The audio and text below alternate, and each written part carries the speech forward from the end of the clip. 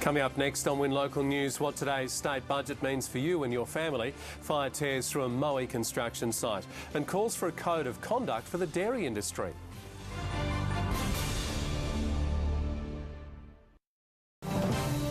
Across Gippsland, this is Win News. Tonight, Gippsland's winners and losers from a big spending state budget. A missing camper found safe and well at Tura North after a 4-day search, and calls for a code of conduct to protect vulnerable dairy farmers. Good evening, I'm Bruce Roberts. Also tonight, a new report shows welfare recipients can afford less than 10% of rental properties. The widely anticipated state budget has delivered nearly $4.5 billion for regional Victoria. The Andrews government has once again placed a strong emphasis on jobs, while millions will be spent on infrastructure, education and healthcare. The long-awaited state budget's finally been rolled out. It's titled Getting Things Done, and that's exactly what the Treasurer thinks it will achieve. Cameron Ingalls, Win News. Meantime, Gippsland's health infrastructure, crime prevention, roads, rail and neighbourhood houses have been the big winners in today's state budget. The region will also get a massive TAFE boost and money towards a new drug rehab facility. Gippslanders are a big winner in today's state budget, and drug rehabilitation centres will receive a slice of the funding pie. There are treatment areas around, but not enough. A family's anxious 4-day ordeal has come to an end after missing camper Sebastian Foch was found at Tura North. The 23-year-old went missing at Wanyip on Friday night and weathered 3 nights in savage South Gippsland terrain. Almost 4 days after Sebastian Foch went missing in the hills around Wanyip, relief for his family. I am over the moon.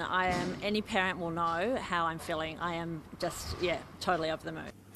2 Morwell companies have been saved from closure with last-minute buyers swooping in. Play Centre Tribes Morwell and discount grocer NQR will live another day, saving jobs and increasing business confidence. After closing just last month, popular children's play centre Tribes Morwell is reopening its doors. We will rebuild the business back to what it was and probably a little bit better, so that's our plan. A suspicious fire has gutted a house under construction at Moe. Firefighters were called out just after 2 this morning to find the unit on the corner of South and Wirraway Streets ablaze. It took 4 tankers around half an hour to bring the blaze under control. No neighbouring units were damaged. Latrobe CIU is investigating. The ACCC has called for a code of conduct for the dairy industry after finding significant power imbalances between big processors and farmers. Surprising many, the inquiry found supermarket milk prices at $1 a litre had no impact on prices paid to farmers. It's long been claimed dairy industry practices are weighted heavily in favour of milk processors.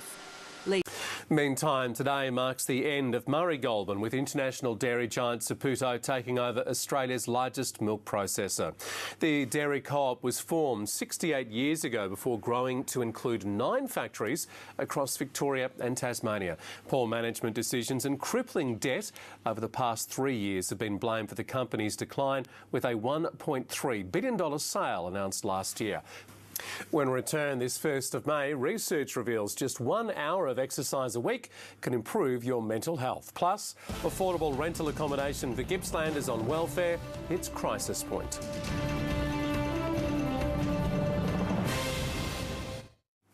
Hello again and welcome back to Win News Local. Let's take a look at some stories from outside of the region. And Australia's highest-ranking Catholic, Cardinal George Powell, has been committed to stand trial on multiple historical abuse charges dating back to the 1970s. Police have arrested 3 people after a man was killed and a woman stabbed at a rooming house in the Melbourne suburb of Berwick. Westpac staff sprayed with an unknown substance after a foiled bank robbery in Frankston. A $700 million boost to mental health services announced as part of the Victorian state budget. Executives on notice as the banking regulator releases a scathing report into the Commonwealth Bank. Authorities issue a health warning as controlled burns leave Melbourne blanketed in smoke. Overseas now, and research reveals just 1 hour of exercise a week can improve your mental health. A pair of pesky pelicans crash a uni graduation ceremony in the United States. And still in the US, not the kind of welcome you'd want home. An 11 7-foot gator wrangled from a Florida porch. Welfare recipients are suffering from a housing crisis, with a new report saying they can only afford 6% of rental properties. Anglicare says regional housing is cheaper than the city, but even in the country, rent is skyrocketing. It's nearing impossible for people on welfare payments to afford rental properties. The rental market is just so busy and in such demand that it's pushing out. Gippslanders are being urged not to become complacent with the end of one of the state's longest bushfire seasons. And in the lead up to winter, we're also being warned to make sure our heaters are in working order. The fire danger period's officially over in most of Victoria, but hot and dry weather's still a concern. The conditions are very dry. We haven't had follow-up rainfall. Even though restrictions have come off, the area is still tinder dry, and people must be extremely careful if they're going to start burning around their properties.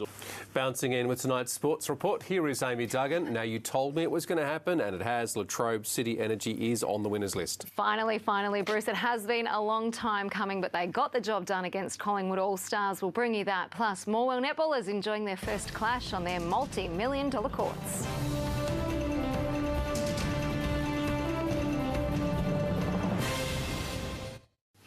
In sport, Morwell netballers got to play on a shiny new netball court for their first home game of the season. The upgrades to Morwell Recreation Reserve are worth $9 million and have been 11 years in the making. The Morwell Netball Club scored with their new courts. It's fantastic to have two brand new courts. We had many years of one court and poor lighting. Round 6 of the Latrobe Valley Soccer League threw up a cracking match between Tuggan City and Sale United. City hounded the high-flying Swans, snaring 4 goals to 2 in an end-to-end battle that allowed the Roosters to finally find some form. Things hadn't been going the Roosters' way this season, but in a game against Sale, they had the edge they badly needed. In other matches, Newbury-Yallourn maintained their supremacy over Fortuna 4-0, Mark Fairbrother with 2, and the Olympians beat Trafalgar by 3 goals. The Wolves were vicious on their home turf, tearing down East Gippsland 7-1, and Moe were too strong for Churchill. Anna Curran, Win News. Latrobe City Energy is finally on the winners list for 2018 thanks to a good win over Collingwood All-Stars. Unsurprisingly, it was the 2-star Imports who led the way in the drought-breaking 15-point win. The pressure was on the Latrobe Valley Energy to rack up their first win of the season, and from the tip it became clear defensive frailties of weeks gone by had been addressed. And that is our sport, Bruce. Lovely stuff. Thank you very much for that, Amy. Tanya joins us now with some weather details, and wow, Gippsland has enjoyed plenty of sunshine today. That's right, Bruce. It was a frosty start to the day, though. I'll have all the details next.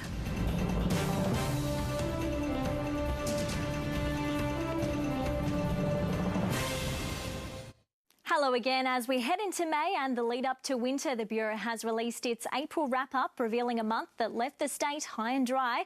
Daytime temps were the second warmest on record, while it was the state's driest April since 1997, the driest ever for parts of East Gippsland.